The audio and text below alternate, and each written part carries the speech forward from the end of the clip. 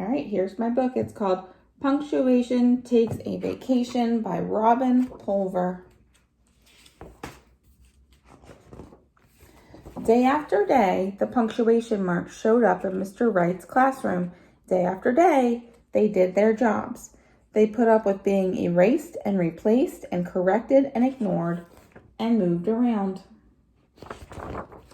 Then, on the hottest, stickiest day the class had ever seen, right in the middle of a lesson about commas, Mr. Wright mopped his forehead and said, "Let's give punctuation a vacation." As the kids cheered and headed for the playground to cool off, the punctuation marks stared at one another in disbelief. "Is this the thanks we get?" asked a question mark. "Well," huffed an exclamation point. Now, said a comma. "We should take a vacation," said a period. "They'll soon learn how much they need us." "It's 11 o'clock now," said a colon. "Let's leave at 11:02. "Great," said an exclamation point. "Don't leave without us," yelled the apostrophe. Whoosh, punctuation rushed out the door. Whoosh, punctuation. They rushed back in to grab the quotation marks who were too busy talking to pay attention. When Mr. Wright's class returned from the playground, they couldn't wait to find out what happened in Chapter 4 of their book, Ace Scooper, Dog Detective. Mr. Wright opened his mouth to read aloud, but then he stopped and stared. "This is weird. The punctuation is missing. Uh-oh, where could it be? Yikes, maybe punctuation took a vacation. We are in big trouble now." Mr. Wright was right. Nothing made sense without punctuation. A couple of days later, the school secretary delivered a small bundle of postcards to Mr. Wright's class. They were postmarked, "Take a break, Lake." "Did you miss us? How much? Why couldn't we take a vacation sooner? Guess who? We flop, we plop, we stop, we stay put in our lounge chairs. We are happy thinking of our complete thoughts. Thoughtfully yours, sentence stoppers."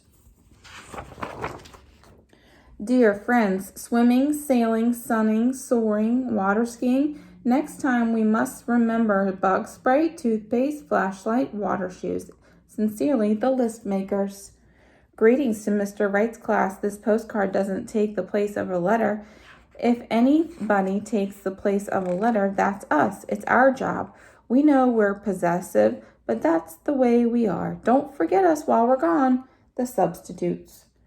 A big hello from vacation paradise where the water is as clear as a well-punctuated sentence. We talk all day, we talk all night, too busy talking to write anymore.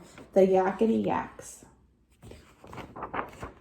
Kids, writing this on schedule at 1:15, yummy lunch at 11:55, going swimming at 3 o'clock sharp, the timekeepers. Whoa, what a ride. You should try tubing. Scary, fun, yikes, hold on, we want Mommy. Emotional us. The kids guessed who wrote the postcard, then they wanted to write back, but they couldn't write without punctuation. The best way they could do was borrow some from Mr. Rongo's class next door, where punctuation seemed to be running wild.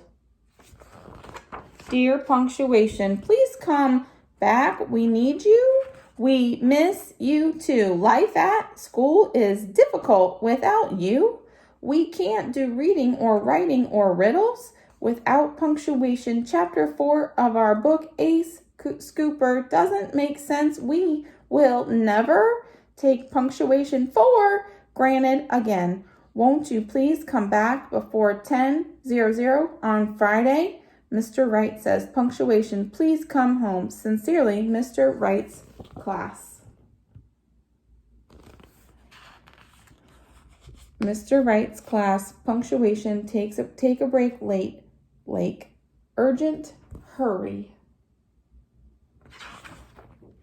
So punctuation marks returned to Mr. Wright's classroom to do the jobs only they could do. Mr. Rongo's unruly punctuation scrambled back to their own classrooms. We have so much to tell you. Who did you miss the most? It's good to be back in Mr. Wright's class. Commas, periods, exclamation points, question marks, colons, apostrophes, quotation marks. Take your places. 10 o'clock a.m. Time to study us. Hooray for punctuation! The end.